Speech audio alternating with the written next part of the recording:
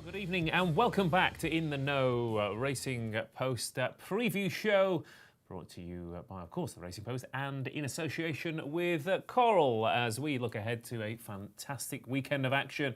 And we wind up a 4-day meeting at Doncaster, of course, with the final classic of the season, the St Leger, and a red-hot favourite, but a very interesting field lining up to take on Hurricane Lane tomorrow afternoon. We are live on YouTube and Facebook, of course, so please do get involved with the chat. Like and subscribe to that stream on YouTube and get involved over the next hour or so as we look not only at Doncaster but also at Leopardstown and the Curragh. Of course, it is Irish Champions Weekend as well. A lineup of 8 Group 1s to get stuck into this weekend, as well as the usual array of Group 2, 3 listed and red-hot handicaps as well. So we want to know your thoughts. Like I said, this is live and interactive. Get those comments in on that YouTube chat, and hopefully we can find a few winners to keep your weekend ticking along as well. Don't forget as well, please gamble responsibly if you are betting this weekend. Of course, this is just an advisory show.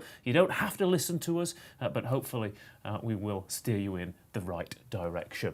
Who will be steering you in that direction this evening? Well, to my left in the studio is a man who is stepping in to the shoes of In the Know for the second time. He had a pretty successful go the first time. He is, of course, the most laid-back tipster on the planet, the one and only Mr. Graeme Rodway. Well, that's debatable, isn't it? For a start. Is it? Debate away. Well, there'd be lots of people who would say I was one of the more animated, but yeah, I try and keep my cool, Ross. You do try and keep your cool. And of course, the big question on the lips last time out was how ground will the soft be? Yes. And we've got similar comments across the board as thunderstorms seem to follow your every move, Graeme. Well, I had this whole debate yesterday throughout the whole day. I was like, is Trueshan going to run or is Trueshan not going to run? Is the soft ground going to be soft enough? And as it was, he didn't. But we'll see what happens this weekend, won't we, Ross? It's starting to feel a bit Groundhog Day-esque on this show when it comes to will Trueshan run or not. It's every single show. He is without doubt the fussiest horse on the planet, isn't he? You know, because he must have absolutely perfect conditions to turn up anywhere. Yeah, I'm sure he sends his pasta back if it's slightly overcooked or undercooked. But a cracking weekend in prospect. Yeah, fantastic weekend, isn't it? I was just writing earlier in the paper how this is probably the strongest weekend in terms of strength in depth of the whole season on the flat, isn't it? I mean, it really is. Just everywhere you look, there is quality, isn't there? There really is. With Hurricane Lane, of course, St Mark's Basilica, Mother Earth, and that's not even mentioning the horses who are running over in France, gearing up potentially for a crack at the Arc in a few weeks' time. So Graeme's in the studio. I've travelled all the way down from Leeds, past Doncaster to London to preview Doncaster, but luckily we've been here on this show for months and months now, and Tom Segal still hasn't left his living room.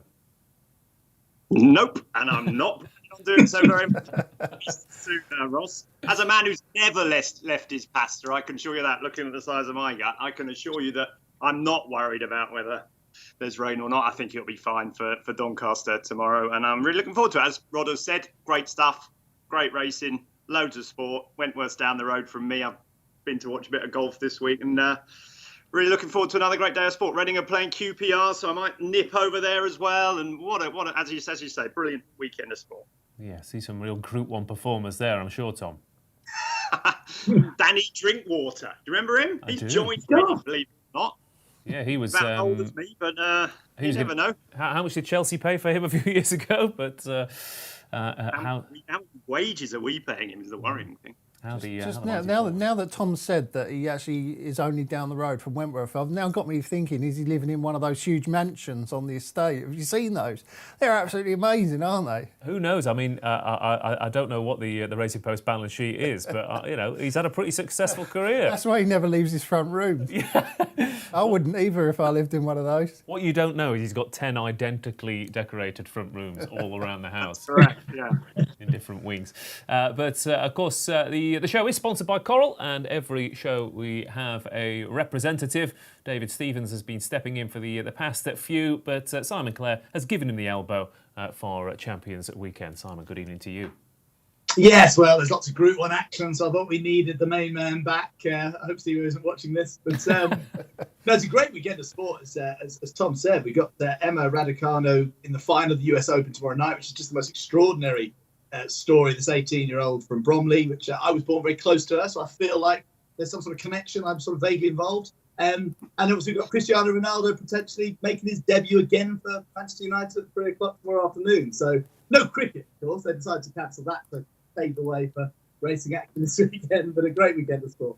Yeah, and I assume maybe we might, between a lot of us, we might say hello to a member of our family for 5 minutes at some point. Tom, do your family mind you spending all weekend with the telly on watching the sport and then nip into the football? Very used to it now, Ross. Very used to it. I've had 30 years of it, so if they're not used to it now, they never will be. Yeah, no, me and Saturdays involves a lot of sitting with my feet up. That's for sure. Fair enough. Okay, well let's crack on then with the racing, because we've got quite a lot to get through. Like I said, we're not just going to cover Doncaster because we've got some fantastic racing. We could easily do a 2, 3, 4 hour show and still not cover everything, I think. So we're going to cover a couple from Leopardstown and also a couple from the Curragh on Sunday. But we're going to start off with Irish action tomorrow at the 140 at Leopardstown, and our first Group 1 of the weekend. Like I said, we've got 8 of them in the UK and Ireland to look forward to, and the Matron Stakes kicks us off.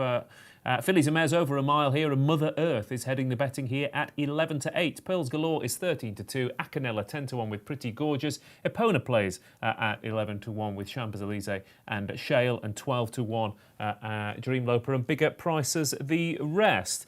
Of course, the 3-year-olds have been pretty much dominating in this event over the past few years, and we have a 3-year-old dominating the betting here in the shape of Mother Earth, who I think if you'd taken the horses running here, Graeme, and looked at the back end of their 2-year-old season, and someone said to you, Mother Earth's going to be 11-8 favourite, and Pretty Gorgeous and Shale are going to be double-figure prices, you'd probably think they've gone a bit mad. But 8 Group 1 runs, 2 wins, only been out the frame once. She's been a bit of a revelation this year. Yeah, she has. Having that mix-up with Snowfall seems to have done them both a favour, doesn't it? They've both come out and won Group 1s this season. If she turns up on her best form, she's going to be difficult to beat, isn't she? I mean, she's got a racing post rating of 115, sets a clear standard. But I think there are some improvers in there against her. And let's just be honest, she's only won 2 of her 5 runs, is it, this year? So she's not unbeatable. Mm. She has been running a Group 1 company, and that's quite a few of these are improving fillies and mares who are having a crack at this level for the first time. Yeah, it's a Group 1, but she's the only real Group 1 filly in it at the moment. That's not to say there's not a Group 1 filly in there, because there might well be. I think I'm going to take a chance on getting her beat. Quite like Acanella, yeah, for Ger Lyons. I mean, he's absolutely flying, Ger Lyons. And this one last time out ran to a racing post rating of 110. Mother Earth ran to a racing post rating of 110 last time out. Now, that was a Group 3 that Acanella won. Beat Champs-Élysées, who won this race last year. Mm-hmm. And that was just her 6th run. She only made her debut in April, so it was a very, very lightly race. And she won first time out over course and distance. I just think that she's improving quite quickly, and she might have a bit more upside to her than Mother Earth. Of course, she needs to. Yeah, she does. She needs to improve. But again, she is, like you said, she is the improving 3-year-old in here. And that was a huge jump in bare form, wasn't it, from penultimate start at Gore and it was something like £18 on RPR. So, I suppose you could say that if she was to make anywhere near that kind of jump again, then she would obviously be unbeatable. But, even if she can find £4 or £5, that puts her in there. Yeah, absolutely. Acanella is a 10-1 shot then here for the Matron Stakes. Like I said, we've got Mother Earth. Splitting those two is Pearls Galore, who is upped in grade after 2 very, very easy wins at Group 3 level. But Tom, talk to us about Mother Earth. Like I said, we normally say that you're the purist in terms of Group 1 form. And yeah, she's not really put a foot wrong this season. Even in defeat, she's still run more than creditably. Yeah, amazing filly, Ross. She's not probably one of the most talented Group 1 fillies I've ever seen, but she's one of the toughest, that's for sure. Any track, any ground, any day, any continent, America, any country, France, Newmarket, wherever she goes, she just turns up and runs an unusual solid race. clearly the one to beat. I think they're going to have a tactical advantage. The O'Brien lot. Leopardstown can be a very funny track. If you can get a sort of a freebie on the rail up there, it's really hard to peg them back. They've got 4 or 5 in there. I don't think they'll be going bonkers because I think they'll want Mother Earth to get the run of the race up there from stall 2. So she's clearly the one to beat. I understand the Acanella line that Rodway came up with. I backed her 2 or 3 starts ago. She was a massive eye catcher in the 1,000 guineas trial at Leopardstown after her debut win at the track, where she was held up out the back and she sort of looped the field and then got tired late on. And they rode her like that 3 or 4 times afterwards. And the first time they gave her a chance was last time, and she put a big step forward there. My only concern is I'm not sure if that was a really... I know the ratings will say it was a good run. I wasn't convinced. I'm not sure Champs-Élysées is the same filly she was last year. I quite like the only British runner in here, Ross, Dream Loper. She did a very passable impression of Lady Bowthorpe when she won that Group 3 at Ascot last season, 2 starts ago. That was exactly how Lady Bowthorpe won that race. The form is strong. Lights Out had won a race by 10 lengths the time before. Waylack has gone on to finish second to Saffron Beach. At Sandown, Saffron Beach, we all know, finished just behind Mother Earth in the Guineas. And then she went to the Hungerford last time over 7, and the race was run upside down. They went way too fast, and all the ones at the back, Sacred, Njord, and the horse we'll talk about later in the Park Stakes, Lanacash, they were last 3. They were the last 3, and they finished the first 3. Dream Loper chased a ridiculous pace set by Nando Parado, who dropped back and made the running in the Haydock Sprint Cup, or went really fast in the Haydock Sprint Cup as well. So she just went way too fast too soon. She stayed on to be 7th, which I thought was as good a run as she's probably put up. And I just think she's a really good improving filly who's the last 2 runs put her right bang in this with a shot. She's going to be a big price, and she's got a terrible draw in stall 13. But Champs-Élysées came right around the outside last time and won. And if they go a strong pace, that's the worry, because I'm not sure they are, because they want the race to run suit Mother Earth. I think she can finish well and finish late. So she's my selection, Dream Loper, but I do think Mother Earth's going to be hard to beat. Yeah, Dream Loper then is a 12-to-1 shot, of course, won by British trainers in 2018 when Lawrence took it for Carl Burke, and Chacha Mady back in 2012. But Dream Loper is a 12-to-1 shot then for Tom. Graeme is going for Acanella, who's currently a 10-to-1 shot. Like I said, you've got other horses in here. Epona Plays didn't stay last time out. Champs-Élysées seems to be running herself into form. And Simon, like I said, Mother Earth could well be one of quite a few horses boxed up in multiples this weekend that you'll be hoping at least 1 or 2 get beat. Yes, and I mean, if you look at the 10-year trends for this race, there's only been 1 winning favourite in 10 years. That was Legitissimo. And some real hot puts have got beat. Alpha Centauri was beaten at 130 on. Winter was beaten at even money. Lawrence was beaten at even money the year after she won it, when she won as a 10-to-1 chance. So you sort of look at this race, you think, right, let's take on Mother Earth. But very hard to be. Pretty Gorgeous actually started favourite for the Coronation Stakes of Royal Ascot, ahead of the likes of Alcohol Free, Snowland and Mother Earth. But she disappointed there. She disappointed twice since. Mother Earth's gone on and won another Group 1. And her form just looked so strong, tying with some of the best fillies around. There's been money for Pretty Gorgeous, though. She's been back. She's a 10-to-1 chance. And Pearl Galore, the improved, has been flying her train over sort of 7 hurdles, 7.5, now stepping up to mile. But she's got a lot of improvement to make the thought to beat Mother Earth. So the stats and the record of the race says Mother Earth might be worth taking on. But having spoken to the traders, I think on this occasion, they think she actually looks not a bad price odds against at 11-to-8 when you look at the kind of opposition she's facing. Okay, Mother Earth then is an 11-to-8 shot. Few people watching at home. Like I said, we've got the chat box here. Luke Salmon, Mother Earth wins if Ryan Moore does his job, says Luke Salmon. There you go. Fair enough. Tom Leach says Epona Plays if rain arrives. And Kieran Caddison says, great to have you on tonight, but why was there only 1 show for the Donny weekend meeting, Simon? So we'll ask you that again a little bit later. Point taken. We'll look again at next year's schedule, and we'll look Luke, to redress what are you doing, Luke? Keep calm down, Luke. It doesn't impact you, Tom. You're going to be sat there anyway. You might have got football to watch, Ross. Yeah, fair enough. And Neil Dawkins says, no speak Alexander, no luck last time, each way for me. So the Matron Stakes then, Acanella, the tip for you, Graeme? Yeah, Acanella for me. Okay, and Tom? Dream Loper. Dream Loper for you. And Simon? I think Mother Earth's just going to win.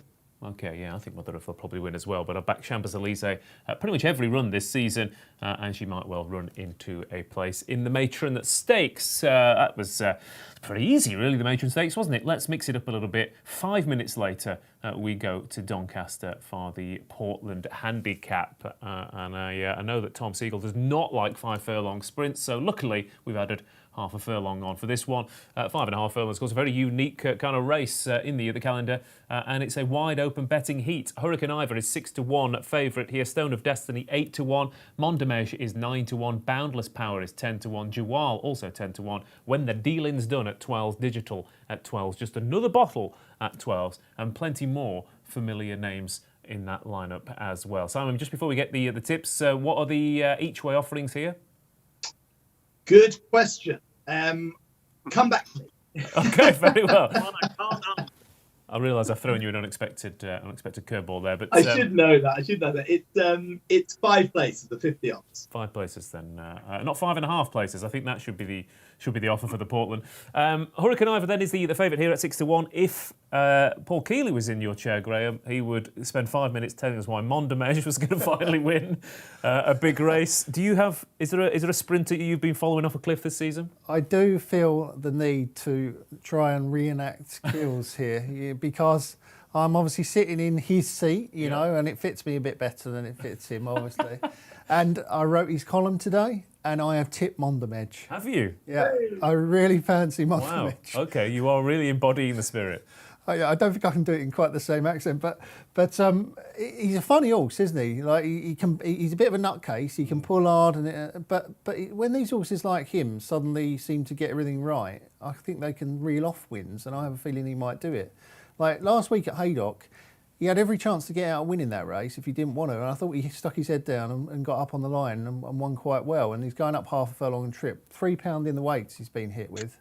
Wouldn't be too concerned about that. And this race is obviously going to be run to suit him. They'll go nuts and he'll just be held up in behind. Hopefully pick him off late. Was there anything different last time out, or is it just simply a case of sort of sprinting variance that one day he does get the breaks and it happens? Well, yeah, I mean, maybe they went really hard and it just panned out in his favour. I mean, he was on the wide outside, so he got a clean run at them. Yeah. It's possible to argue that everything dropped right, because that's what everyone keeps saying about Mondamege, isn't it? Yeah. Oh, he must have everything drop right. Maybe that was the day when everything dropped right and he'll just go back to being Mondamege from now on, but I'm hoping he's not. I'm hoping he's going to kick on. Well, hopefully, the odds that you can normally back him at it, if things drop right twice in a season, you probably make a profit backing him every time, don't you? So, that's right. Mondamege is a 9-1 shot then for Anthony Britton and Cam Hardy. Tom, I'm going to come to you. You're going to say you don't like this race, and then you're going to give us 5 minutes of elaborate preview with 2 excellent tips, I'm sure. Sorry. It's Mondamege again, Tom. He's back. Your favourite friend. Mondamege again. Blimey.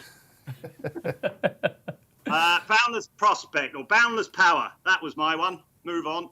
Boundless Power. Mick Appleby and Ross O'Ryan.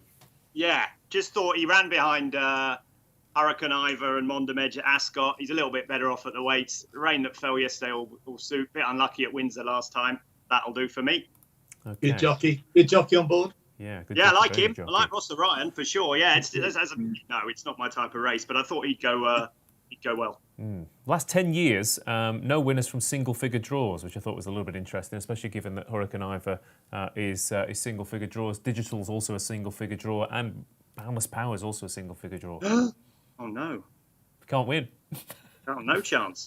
He's drawn 8. So he's only 2 away from being okay. Yeah, that is true. Not good enough sight. If you are, this is the draw boys for you. If you're 3 inches not on the right place, you can't possibly win. Wow. And if you have too many vowels in your first name as well. No, I find it. You stole my. I did see that. It was really interesting when you look at the front 8 in the betting. 6, I think, are from single figure draws. And I looked at the last 10 years, like you said, Ross, and there's not been a winner in single figure draws. But I mean, I spoke to one of the traders who did say there has been some races run the last couple of days which suggested that a single figure might not be that bad, but history does say it's tough. Jawal is the one, having spoken to Andy Lobo, who's quite good at these races. Nighty wasn't available. He's really good at these races. But Andy Lobo pointed out Jawal's got a really good Doncaster record. I think he disappointed in this race last year. But it's quite interesting. There's been money for Jawal, money for Montemedge, and, of course, there's been some money for Boundless Power of Tom. So I'm going to go with Jawal. Yeah, Jawal. Yeah, he was really well fancied for this last year, and he came there swinging along, and he didn't quite get home. I'm not sure why, because he shouldn't have a problem over the trip. But yeah, you're right. He loves the track. He's raced 5 times here, apart from the Portland Simon last year, and he's won 3 and placed on 2 of his other starts. So, yeah, he looks an obvious Donny horse for this, doesn't he? He does, exactly. And that's what I mean. To be honest, I understand. It's not really my kind of race, particularly either. I'd speak to someone I'd like to speak to someone who knows their sprints, and they give me one reason why one horse is probably a value price, and you throw some money at it, as far as I'm concerned, because clearly, you need the breaks, you need a bit of luck. But there are people who specialise in it and seem to really get turned on by these races, and certainly punters do. So ticks the box for Carl. Okay, and I'll throw one more into the mix. I'm not sure what price it is actually. What price is Mr. Wagyu, Simon? Mr. Wagyu, got to be careful. 18-1, Mr. Wagyu. Yeah, he's had a phenomenal season, Mr. Wagyu, and I mean I don't know if he's priced up on his run last time out, but of course in the Great St Wilfrid, the first 4 home were drawn 19, 17, 18, and 20. All the highest draws came down the near side rail and finished in the 4 places, and Mr. Wagyu was kind of stuck in box 11, neither here nor there, and couldn't really get involved. But he beat Abel Kane senseless at Goodwood, and that one's going to come out and won a decent race just this afternoon. So I thought Mr. Wagyu had a chance from box 18 for John Quinn. The Portland handicap, then a few people at home. Kieran Katzens likes Jawal, loves this track. The Beetroot Man says Montemedge is a dodge pot. If he wins the Portland, he will do something or other. Miriam Parrish says Boundless Power. Ross O'Ryan is on a roll. And Tom Leach says Stone of Destiny won the race last year. Why not? Well, you should ask Stone of Destiny, who is a bit of a thinker himself. The Portland handicap then, 5.5 furlongs. Graham, what wins it? Montemedge. Montemedge, jeez. The Montemedge Fan Club rolls along. Tom Segal, what wins it? I don't know, but Boundless Power for me, but we've done about 20 of these, and I think the most horse we've talked about is blinking old Montemedge. Yeah. God, amazing, isn't it? Just you wait when he wins the King's Stand next year. But I will go for Mr. Wagyu and Simon.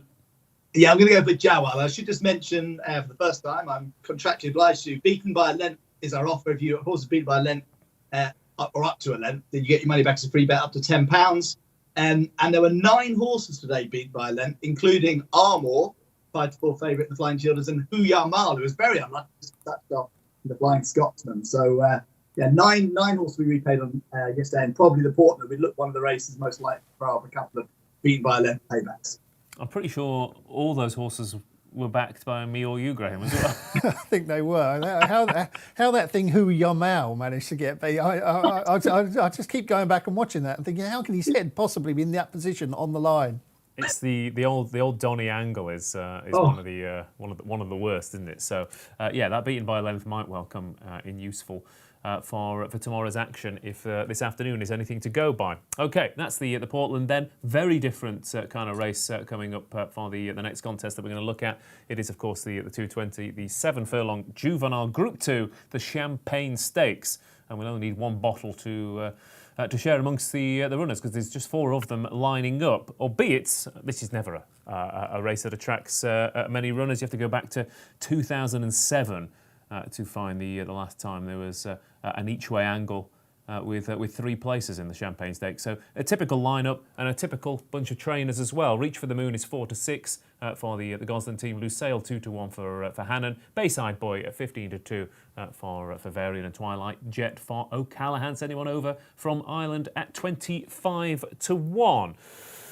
Tom, going to come to you for this. Always a bit of a funny race, the Champagne Stakes. Obviously, there's a lot of juvenile form that gets solved at this time of year, but you very rarely get big fields, and you normally get the same type of trainers as well. Richard Hannon, 3 from 5 runners in the past 10 years, and John Gosling's only sent 1 here in the past decade, and that was Too Darn Hot, who won pretty easily. Yeah, I think Reach for the Moon is an absolute certainty, Ross. I think they're playing for. I just think he's a different class to the others. I know people will tell me that Lucille's got better form, and I'm not a fan of that 6 furlong juvenile form so far this season. I think Reach for the Moon and Point Lonsdale are light years ahead of them, and I just think he'll win easily, and he'll probably end up going close in the Dewhurst as well. I think it'll be really hard for Lucille to give him £3. Bayside Boyd's quite an interesting horse. He just sort of got run out of it by a horse I really like, Masakila. I think he's right up there with the other two, actually. But I think Masakila probably had everything went wrong for him that day, and I think Bayside Boy might have been a little bit flattered. I just think Reach for the Moon is totally different class. So it's boring. He's odds on, but I think he's just going to win. Okay. And it won't be close, if truth be told. Yeah, Reach for the Moon then 4 to 6 here for Gosden and Dettori, and of course, given that it's a Saturday, given it's owned by the Queen, given that it's on a featured day, Gosden, Dettori, it's all adding up for your Saturday afternoon punters to pile into this as well, isn't it? Yeah, I think this is a good thing as well. I agree virtually with everything that Tom Segal said. I mean, the best piece of 2-year-old form all season looks like that. Is it the Jersey, the Chesham? Chesham at Royal Ascot. Which is what Tom. I mean, you've said that a couple of times this year, haven't you? It's often the Chesham is a bit of a mixed bag, isn't it? It's often a one-horse race, but it didn't look like it this year. Well, they back Point Lonsdale as though like he couldn't possibly get beat, which is when they do that at Ballydor, you always think, well, that could be good. And then Reach for the Moon was the only horse to give him a race, and is really the only horse to have given him a race all season. This horse is bred to be really good over 1.5 miles next season. All of his relatives stay that far. He looks like he could be a real Derby contender next year. And we were saying earlier, it's a big Jubilee year, isn't it, for Her Majesty the Queen next year? And the Derby weekend is going to be a huge part of the celebrations. Could you imagine if we had Reach for the Moon going for a Derby win on Jubilee weekend? I mean, it wouldn't surprise you at all. I mean, she's had a fantastic month or two as well. She's having winner after winner. So I don't know if she's just said, right, unload the coffers. Let's get the best. I think he's that good. I really do. I think that he is a real Derby horse, and the rest of them are just decent 2-year-olds.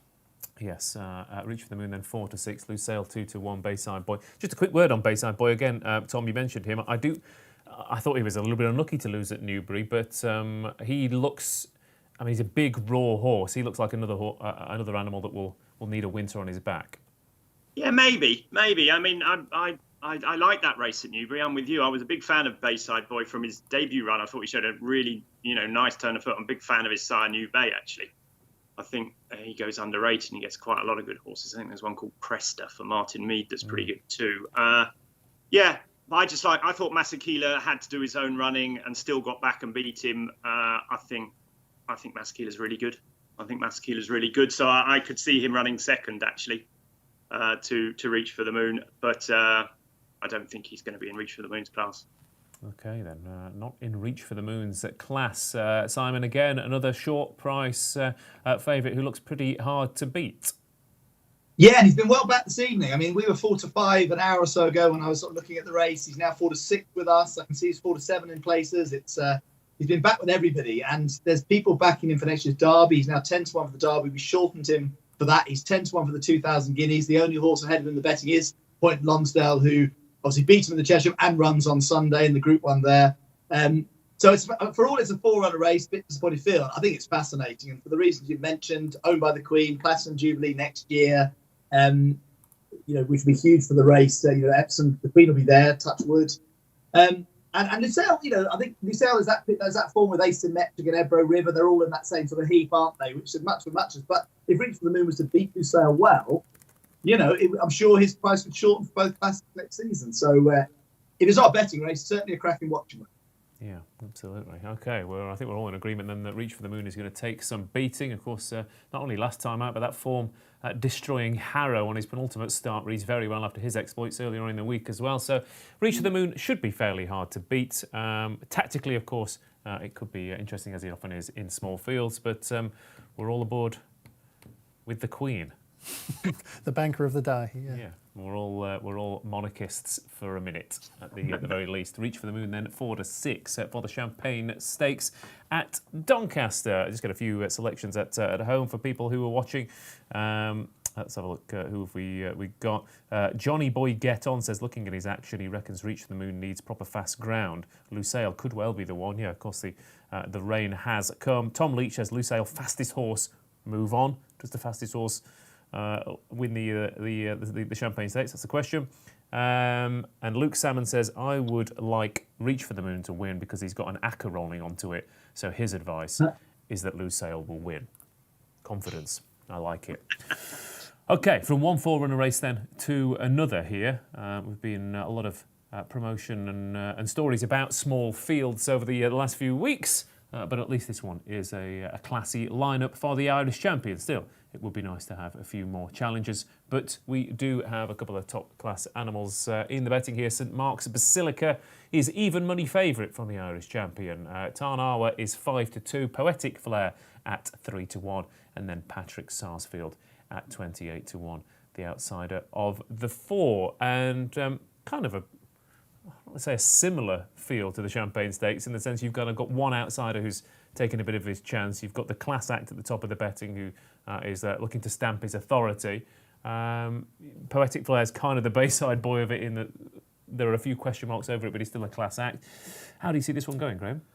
Yeah, he's a really sort of fast horse, isn't he, St Mark's Basilica, for a mile and a quarter horse. You know, in the past, how many times have you heard David O'Brien say, oh, this one could win a July Cup, this one could win a July Cup after they've won a Guineas?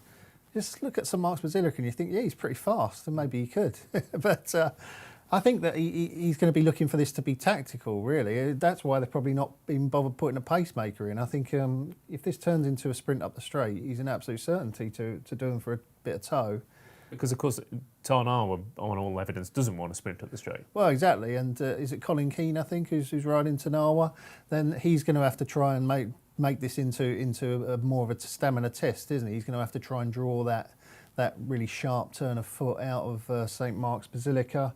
I love the way that Poetic Flair's been campaigned this year. I wish every horse was campaigned like this. Everyone says how great Jim Bolger is as a trainer.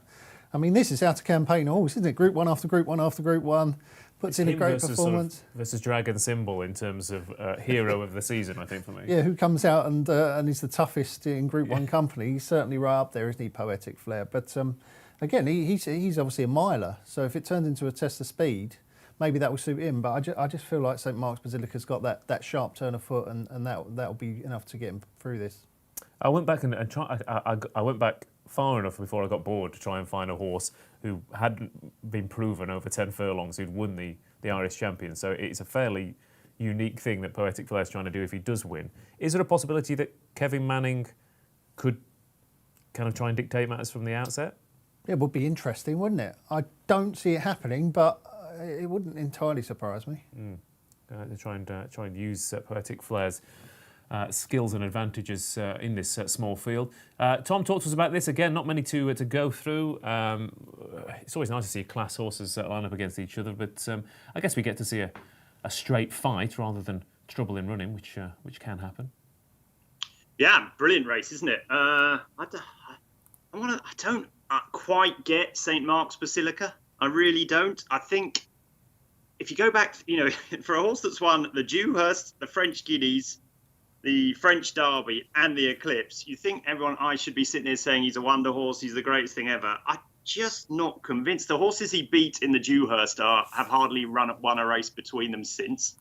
The horse he beat in the French Guineas is getting beaten left, right and centre afterwards. The French Derby form has been really, really woeful since. And it all hinges on his run in the Eclipse, isn't it?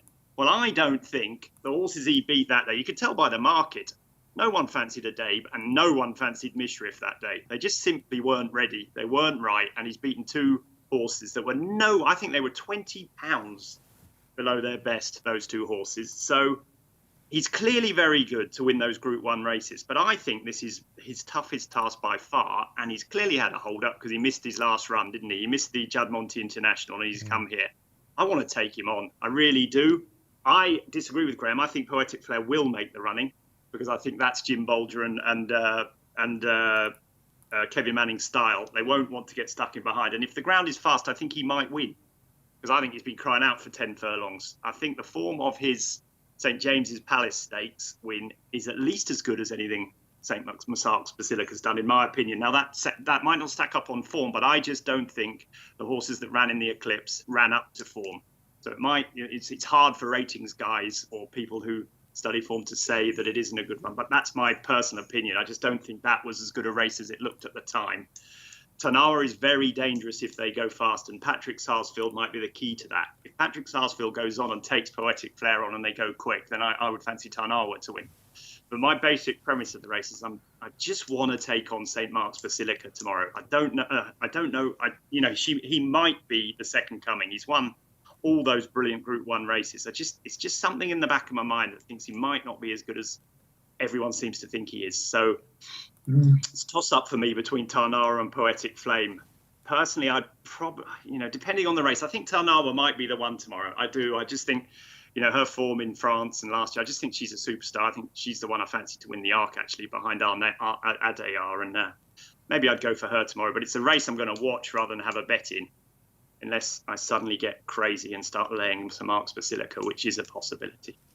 Is it a possibility that St Mark's as well, the ground won't quite be in his favour? His best performances this year have been sluicing through cut underfoot, and of course he was beaten last year behind Thunder Moon on good ground, and he didn't, it took him a couple of runs to get into the swing of things last year, and it wasn't until he encountered soft ground that he looked like a proper horse.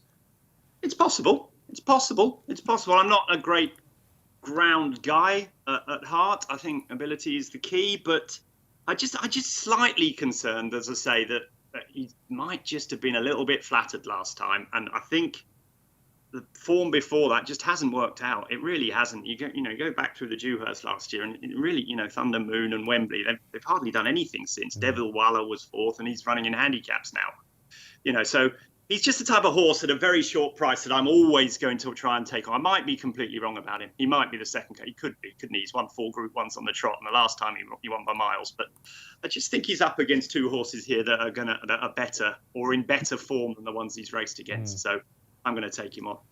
Yeah, you don't get too many 3-year-olds rated 122 like Poetic Flare, or older mares like Tarnawa rated 122 turning up for races like this. So it is a rock-solid standard they're up against at St Mark's Basilica.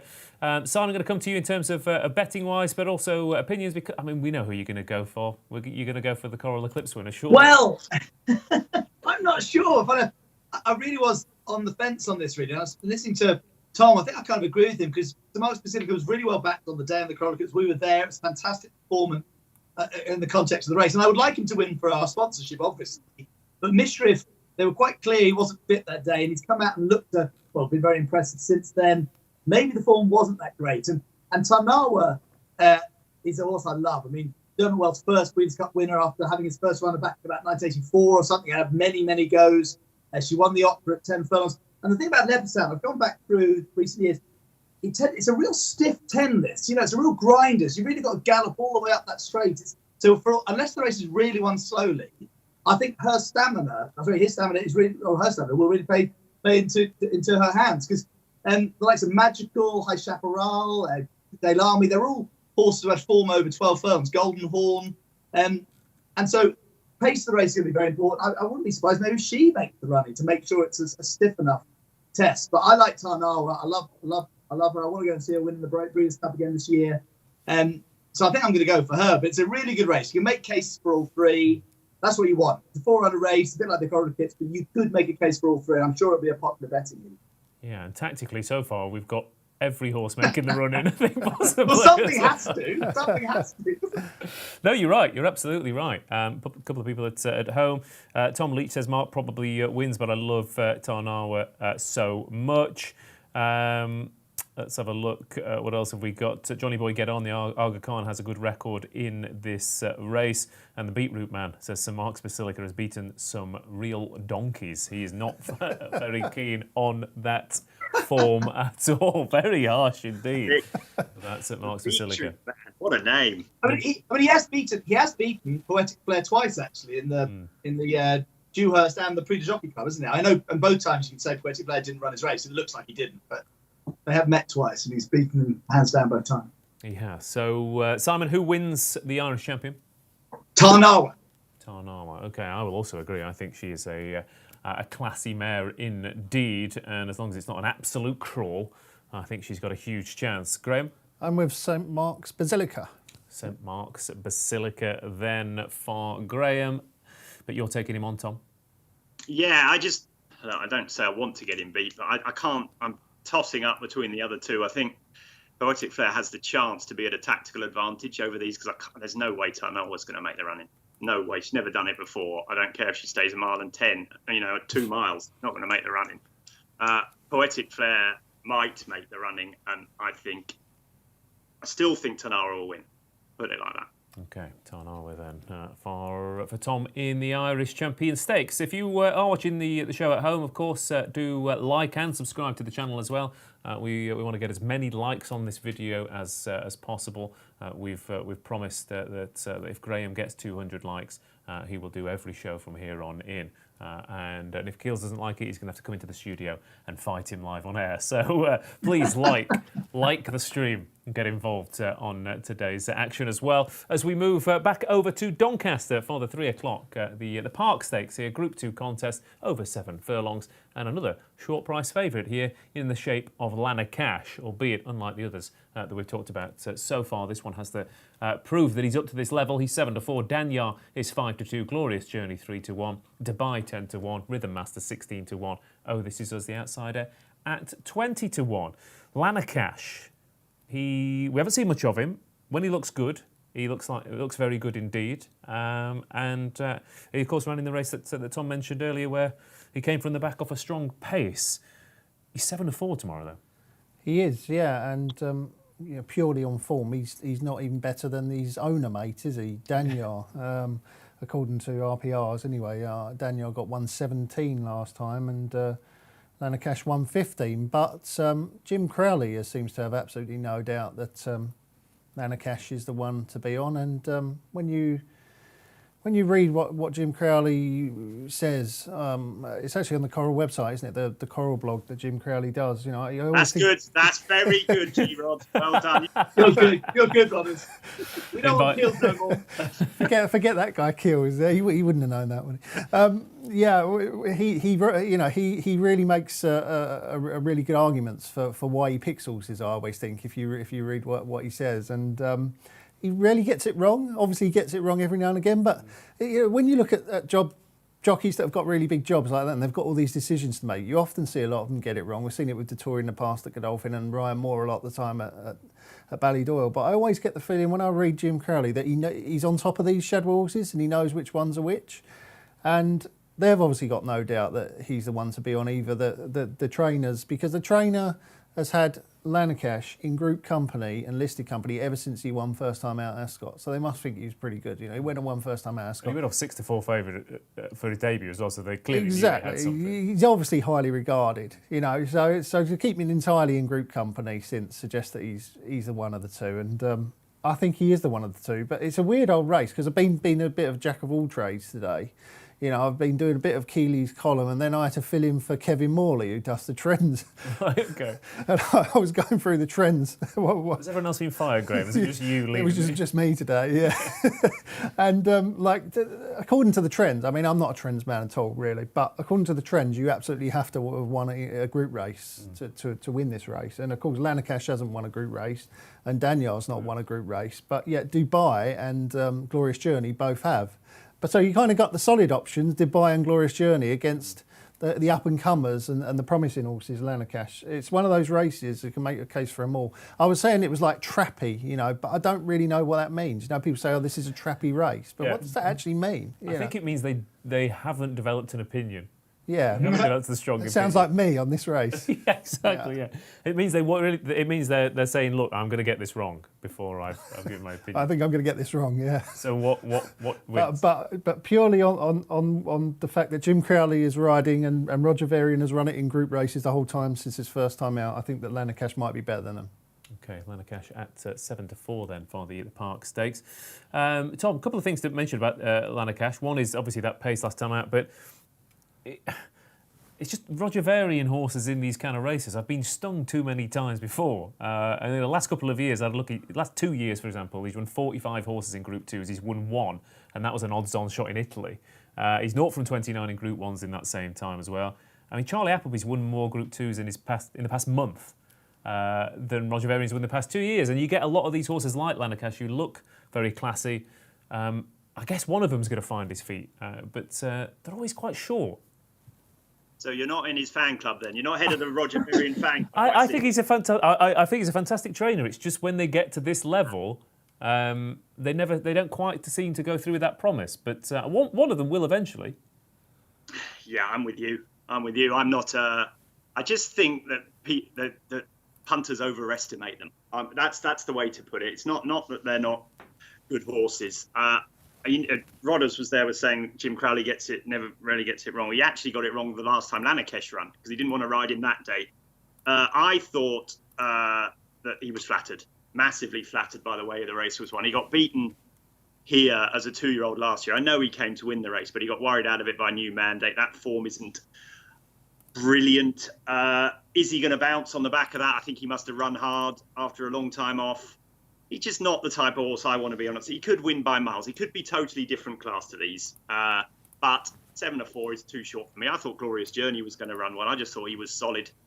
He's 7. They say there's 7 furlong specialists. Well, he's the archetypal one, isn't he? And he's just got solid group form. He's beaten lots of good 7 furlong horses in his time. I thought he ran really well behind Space Blues last time. I didn't think the race necessarily went perfectly for him. I think Space Blues would be odds on to win this, to be honest.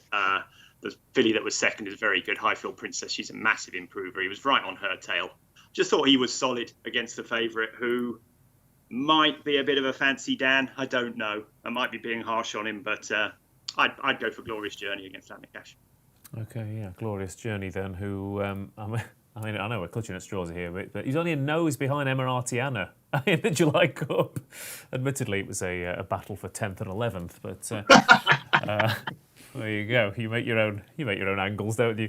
But yeah, I thought you had a cracker at York as well. I agree with you, Tom. I thought he had a huge chance tomorrow. I just want to say as well, by the way, it felt a bit like Graeme did his preview for this race and then we systematically dismantled the things that he'd said. I thought I dismantled it first and then you just followed on. Yeah, we put the finishing touches to it. Absolutely. Yeah, fair enough. Okay, yeah, Glorious Journey's a 3-1 shot then here at Lanacash. Is the 7-4 favourite though. But again, the Shadwell horses as well at Doncaster are always very popular. They do have a pretty good record at the track, Simon, so this one's also going to be quite well backed, I would have thought. Yeah, I think so. I mean, Lanacash has been well backed even the last couple of hours. We're still 7-4. I see it's 6-4 in places now, sort of being prices just shortening. Well done, Tom. Jim didn't pick Lanacash in the Hungerford. He picked Dania, who then had a vet certificate, who jumped onto Motorkyle. But what he did say, he said, and as for Lanacash, he's a proper horse as well, but he's been off a long time and he's having his first run back. He's a high-class horse, so keep an eye on him too. And after the race, he said, wow, we didn't think he was anywhere near straight enough to run that race at 22-1, which kind of points to the fact that obviously why Jim's picked him tomorrow and why he's so short of the belly. They do think, but your research on the Bavarian angle is interesting. I've gone for Glorious Journey personally. I think, again, I do think 7-4 is a specialist trip. He's got 5 wins over the trip. And just on that thing about the race being traffic, it's quite interesting to look at the last 8 winners of this race. All 8 have been priced between 5-2 and 9-2. Only 3 of which were favourites. So it really shows you that anything around that front end, which of course basically is Dania and Glorious Journey, finish that profile. Yes, that's what you should be focusing on. So I'm going for Glorious Journey too, which is terrible because I'm abandoning Jim Crowley, our ambassador, and after Graeme Rodway used that great research to point to it.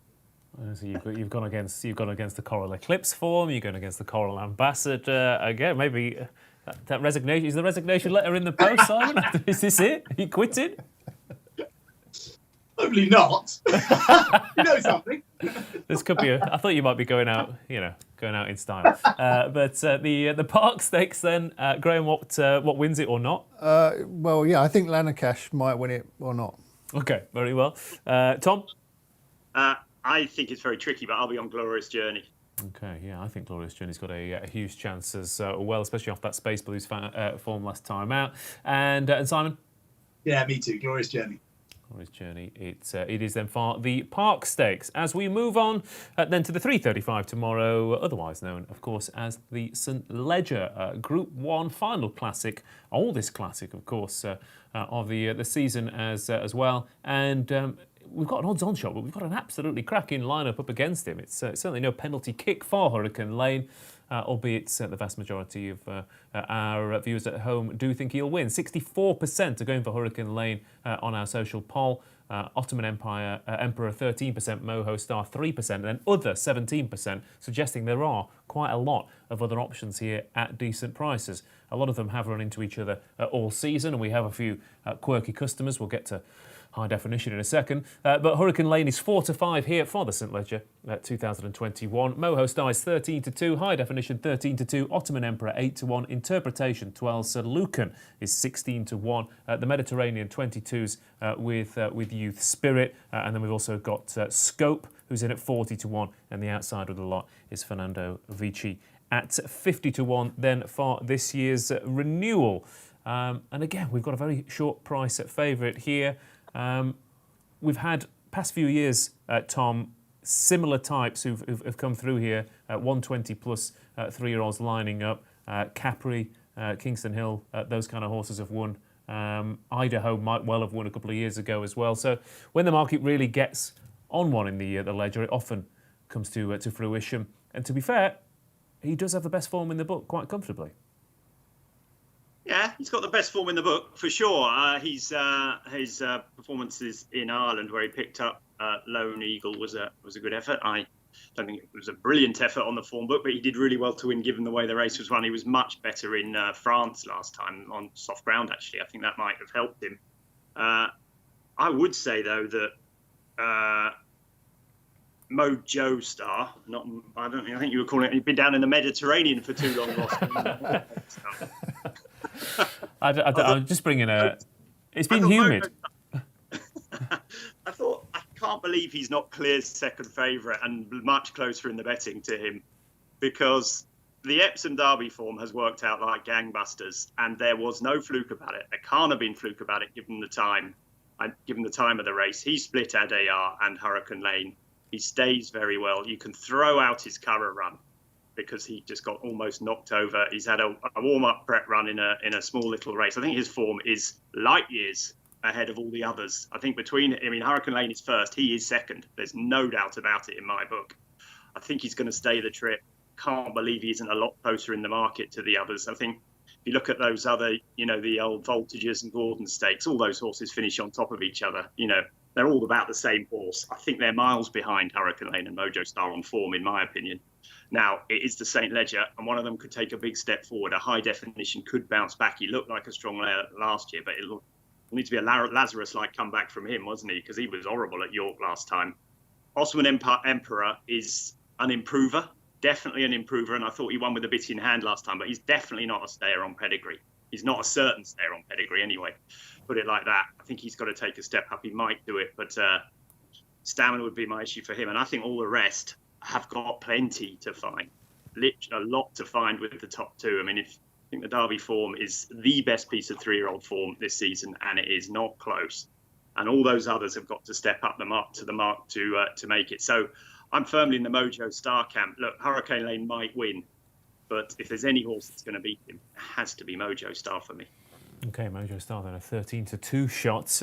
Before I get your fancy, Graeme, can you sum up high definition in a reasonably sensible sentence? He's a bit of an enigma wrapped in a mystery, isn't he? Yes, he is. He looked very, very good. He was favourite for the Derby, wasn't he, at the start of the season?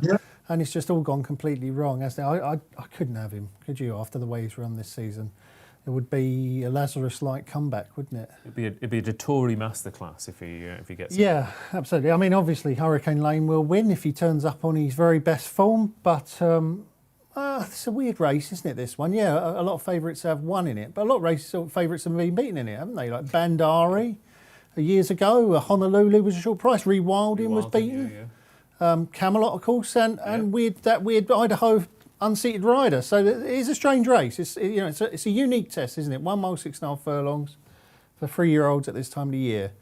So it could throw up a surprise. I'm taking a chance. Yes, he has got a lot to find. I agree with what Tom says, but they finished all on top of each other. But I'm absolutely convinced that Sir Lucan is the best of all those horses. Ottoman Empire and the other one, Your Beer, is it? And all of those that finished in in the Great Voltigeur on top of each other, because he's a weird horse, Sir Lucan, in that he still looks very green. He still looks like he's unfurnished and like he's still learning the game, which is a bit strange considering he's fairly way down the line now, isn't he? But he did win over a mile and 5 furlongs at Navan, so he's got a good chance of staying, you would say. He was finishing strongest in the Gordon Stakes behind Ottoman Emperor, who's a lot shorter price than him. And he finished best in the Voltigeur itself last time when he was wearing first-time cheek pieces. And he jumped the path early on, which, again, just like, what's going on here? But I just done a bit of research on first-time cheek pieces. I'm going to try and outstat you here, Ross. You know, you did do that great stat earlier, but I think I've got a better one. The Aidan O'Brien cheek pieces angle, right? When he sticks cheek pieces on first time, it's absolutely awful. It's like 6% since 2016 with first-time cheek pieces, Aidan O'Brien. Second time out, after they've had one run in cheek pieces, it suddenly becomes 30%. So, for some reason, it takes them a run to get used to wearing the cheek pieces before they then show their best form second time out in the cheek pieces.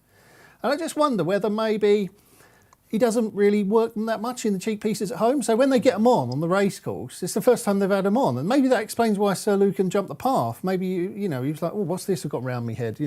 Big sheepskin, Shake him off. Yeah, but now he's had a run in them.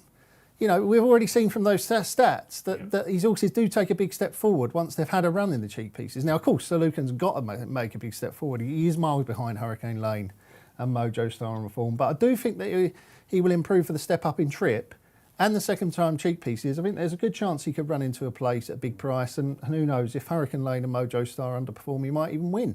There's also potential. I thought that York ground was a bit too fast for him because his two best performances have come on softish going. And obviously, the rain at Doncaster will have helped. It was sort of good to soft. Yeah, he looks a fairly slow horse. He'll just keep galloping and keep galloping and galloping like you might want. But on pedigree, he's not bred to be a slow horse, so that kind of gets you thinking. Okay, there we go then. So Lucan at 16 to 1 here for the St Ledger.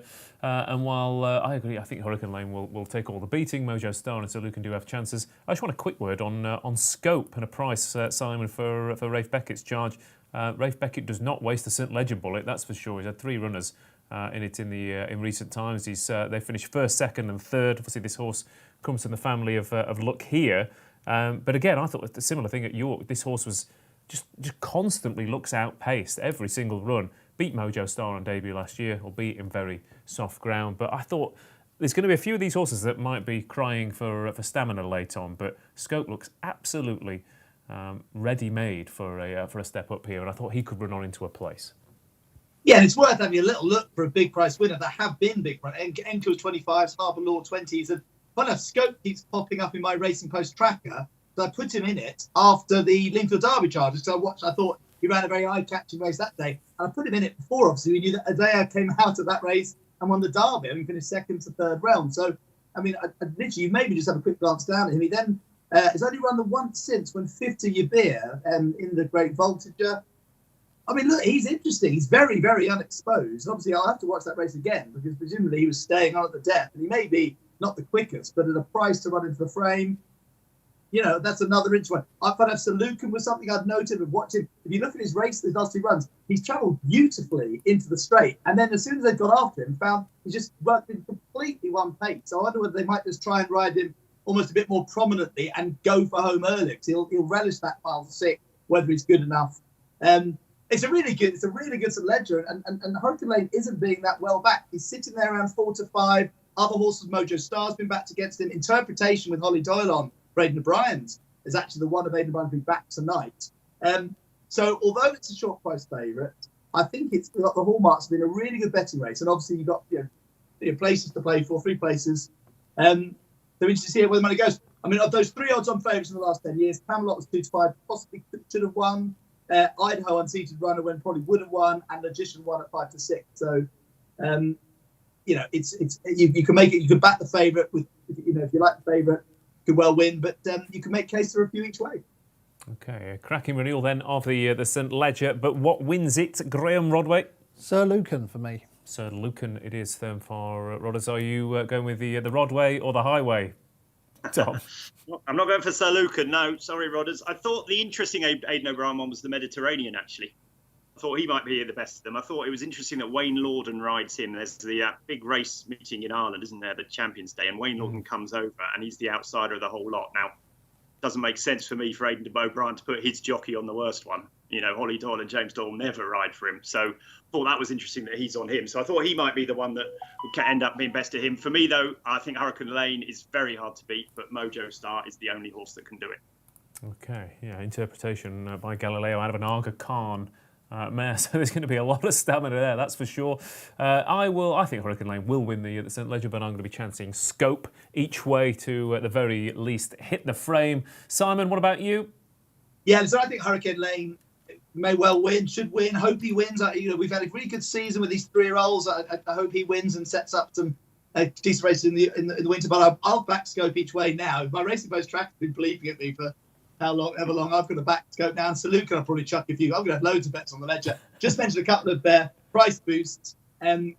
Reach for the Moon and Hurricane Lane, both to win by over 2 lengths, is 9-1 from 7-1. Obviously, the 2 odds on favourites. And Hurricane Lane to win by over 2.5 lengths is 3-1 from 9-4. So a couple of price boosts there, in the know price boosts there to chuck into the mix. Okay, and I'll go to our official price boost commenter. Tom, are they good or not? No, they're quite good. I quite like the Hurricane Lane 9-1 and Reach for the Moon one. They're miles better than the rubbish you served up before, Si. That's pretty Steve-o. It probably wasn't me. I agree. It was David putting us away last time out. Who wins the ledger then? We've Hurricane should win, says Neil Francis. He won't be backing him, but he should win. Interpretation fits the bill. Farkir and Catterson each way. Tom Leach likes Sir Lucan too. What else have we got on here? Crew Dabber says Mojo Star, a gift with Egan on, and he should be a monster at this trip. And Hurricane Lane, Ottoman Emperor forecast for Zach Jones. Keep it simple, he says, for the St Ledger. So there you go. The final classic of the season then, bringing Saturday to a close. But we're going to give you a bit of bonus content. I've got a train to catch very shortly, but let's have a look. Let's have a look at some Sunday content as well, because we could do a whole show on the Curragh card. I know for a fact that Tom's been going through that Curragh card with a fine-tooth comb. So let's have a quick look at a few Group 1s on the Sunday as a bit of bonus content for you. Of course, we have another St Ledger coming up, but we have the Flying 5-furlong Group 1 contest. British versus Irish challengers here. Winter Power 2-1, Glass Slippers 3s, Dragon Symbol 4s, Moonista 10-1 and 11-1 bar those. Graeme Rodway, what wins the Flying 5? I think Glass Slippers will win it, Ross. Obviously been trained with an autumn campaign in mind. Won this race last year. Has only had one run this season. That was a good one behind Swayzer. So that was a really good run. I'm a huge fan of Winter Power. Love her. She's really fast, but I do think York's her track. Yeah, she could well be a York horse, and Glass Slippers, like Graham says, very much an autumn horse. That second in the Abbey as well reads well. Glass Slippers then for Graham. Tom? Like Glass Slippers, I agree with everything Rod has said. I thought Moonista had a chance as well, the Irish filly. She was really impressive when dropped back to 5 furlongs last time. She ran in the Commonwealth Cup, and I think Ross alerted to it all not long ago that there was a massive high draw advantage that day. She was drawn... It is a she, isn't it? Was drawn in trap 1. She beat Suesa. Suesa was drawn around her. She finished in front of her. It's a massive run. Improved back at 5 last time, so I thought she might well go well at a price. Okay. Simon, quickly on the Flying 5, please. Glass Slippers, love Kevin Ryan with the sprinters. This horse won the Breeders' Cup Turf Sprint last year, which is great. I think it's the first time an English horse has won that race. So he was second. He was third in the King George, second in last year on route to winning this. I think he'll win, but a good race. It is a very good race. And of course, Dragon Symbol, who we mentioned earlier, turning up for another run, is 10th of the season. And this is his 4th in Group 1 company. So Dragon Symbol is a 4-1 shot for the Flying 5. But I also agree with Roddus. I'm going to go with Glass Slippers in the Flying 5. Very different proposition here. We've got more than 3 Flying 5s involved here. We've got a huge field for the Irish St Ledger. 1 mile and 6 furlongs here is the distance. Twilight Payment 11-4 favourite here. Baron Samedi is 9-2. Sonny Boy Liston 5. Search for a Song 5-1. 10-1 Emperor of the Sun. 11-1 Master Reality. 12-1 bar those. The Irish St Ledger. Tom, you're going with Mojo Star for the British version. What's the St Ledger double? Well, it's a tricky one because it's hard to fancy search for a song on her form this season, but this will have been her target. I think she's won it twice, hasn't she, in the past? Didn't actually run too bad back at 10 furlongs last time. It was a really weird race to run her in, I thought, behind in the Helvic Dream race, the Broom race. But she's been getting ready for this. Mile and 6, decent ground. She will do for me.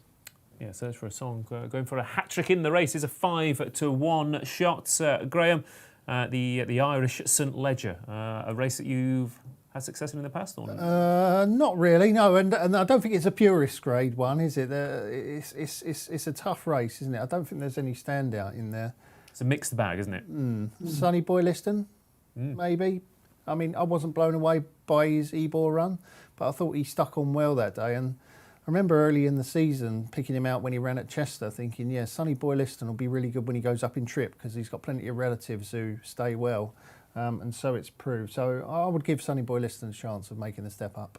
Okay, Sonny Boy Liston is a 5-1 shot, but the market headed by Twilight Payment, who's been beaten in this in the past 4 years, Simon, yet is clear favourite.